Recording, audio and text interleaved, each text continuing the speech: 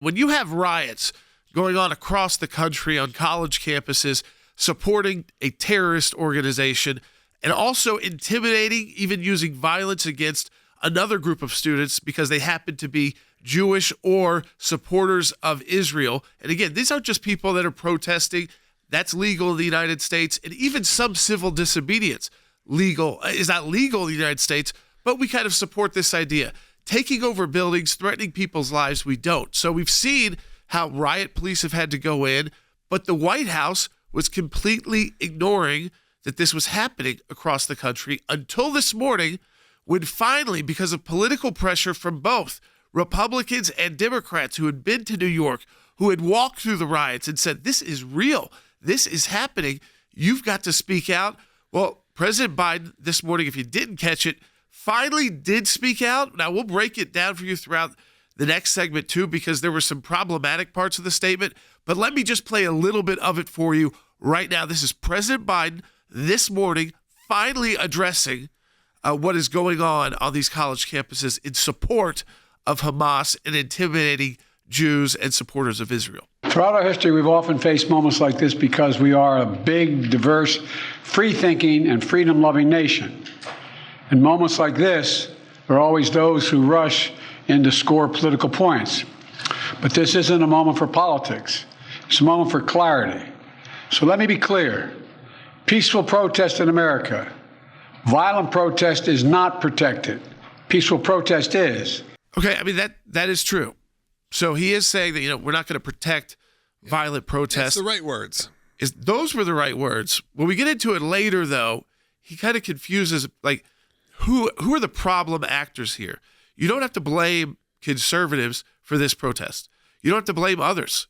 The problem actors are those who hate Jews, hate the state of Israel, and have bizarrely, Logan, chosen October 7th, that attack by Hamas, which was so just disturbing and even somewhat worse than what ISIS has done, to use that as a jumping off point to get to the streets to try and gather support for Hamas and the Palestinian state. And it seems like this is going to start backfiring on that movement. Yeah, absolutely. It took him 9 days for President Biden to speak out about this as it kind of escalated. Honestly, he's speaking out now when it's maybe starting to de-escalate a little bit, when you have the NYPD already going in and taking care of business. But I've said this before, Jordan, I've said it this week too a lot, which is now it has moved also from just what you would consider anti-Semitic to also clearly, they use the word Zionist because now that also means what? Most evangelical Christians. So you're talking about not just people of the Jewish faith or people of Jewish background or Israelis. Now we're also looping in anyone who potentially could support Israel, the existence of Israel, just the existence of Israel, which is probably likely you who are watching right now. That first line that we played was pretty strong. There's a difference. We support the freedom of speech and peaceful protests in the United States, even if you don't like the position. And that's certainly our position at the ACLJ, because oftentimes the position that our supporters and that you support may not be the position that the majority of the country or the media elite supports. So we obviously fight for your right to peacefully protest. But then when you move to violence and hate and start aligning yourself with terrorist groups, why does he, in this next part of the statement, have to lump in something that's bad, but isn't part of this issue that we're dealing with right now in the country at all? And I think it's to appease his liberal base that he's not being just hard on Muslims or Palestinians. Take a listen to this one. There's the right to protest, but not the right to cause chaos. People have the right to get an education, the right to get a degree, the right to walk across the campus safely without fear of being attacked. But let's be clear about this as well. There should be no place on any campus, no place in America for anti-Semitism or threats of violence against Jewish students. There is no place for hate speech or violence of any kind, whether it's anti-Semitism, Islamophobia, or discrimination against Arab Americans or Palestinian Americans. It's simply wrong. There's no place for racism in America. President Trump has also addressed this as he's running for president, not just in trial all day, but he's also running for president, to make that clear. And he addressed these riots as well. We hadn't yet had time to play it, but I did want to play it for you because It's very different, where Joe Biden started off right, but then kind of got off course when he needed to start, condemning Islamophobia, which is fine to do, but has nothing to do with these protests. There's no Islamophobia going on here. That's not what led to these protests. I mean, the bad actor was Hamas. They invaded Israel October 7th. They took hostages. They still have hostages. They killed children. They killed pregnant women. They broadcast it. Okay, it was the over 1,000 people killed in Israel, the most Jews killed in one day since the Holocaust. Then Israel responded to protect itself, and these protesters began. It was Hamas that began the violence, not Islamophobia, but yet he had to condemn that, right? And had to condemn, hate against Palestinians. Which, by the way, even after October 7th in the United States, that's not how we act. It's not how we acted after September 11th either. If people remember, there was a great concern that there would be all this violence against Muslims, and there wasn't, because Americans see other Americans as bigger than just what your background may be.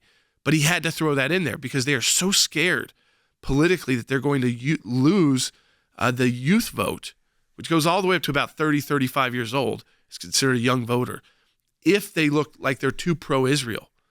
So they're walking this very fine line, and these riots have really hurt their ability to stay silent, because President Trump just came out and said it very directly. Take a listen. And just so you understand, this is the radical left. This is a movement from the left, not from the right. The right is not your problem. Despite what law enforcement likes to say, the FBI director said that he worries about the right. No, don't worry about the right. The right's fine. Worry about the left. I mean, you do think about that, Logan. I've seen Christopher Wray say that so many times, testifying, the FBI the director, that it's right-wing violence that keeps him up at night, or the threat of domestic. What are those? Domestic violent extremists. Yeah, domestic violent extremists. Which, by the way, these people are too. Yeah, but they won't lump them into that. No, that's your conservative, right-wing style. And yes, you could point to January 6th, right, as this bad event. But what about the riots we saw from Antifa? The riots we saw when Black Lives Matter basically got overtaken by riots, and now the riots that we're seeing on these college campuses. As President Trump said, this all is based in the left. Yeah, these are hardcore leftist movements that have gone violent. And what's exposing, which is very interesting, because look, there was a moment here, maybe a couple months ago, maybe less than that, maybe a month ago. It's probably still happening, I'm sure, on X and on other platforms, where the conservative base that maybe has grown out of a post-Trump world was starting to fracture over Israel. You saw that happen in sort of the Daily Wire when they had sort of their break apart, where there was this growing push away from support of Israel. And that, look, it got me concerned, because they go, okay, well, if we lose that base, if we lose the conservatives also, well, then who's going to be left for Israel? I do like that President Trump and some of these, and just seeing the visual of this, seeing who it is protesting, has started to bring it back into reality for people, that the real fight that's happening on the streets is beyond whether you agree with the government in Israel, whether you agree with how they're treating people. It honestly is a purely leftist, racist moment that is happening. Not only racist, it is against Christians, it's against Jews, it's against anyone that doesn't fall in line with their own really incredibly ignorant rhetoric and narrative that doesn't make any sense on paper. That the far left would be in support of Hamas or be in support of the laws that are put place in the Palestinian state, even if it was not run by Hamas.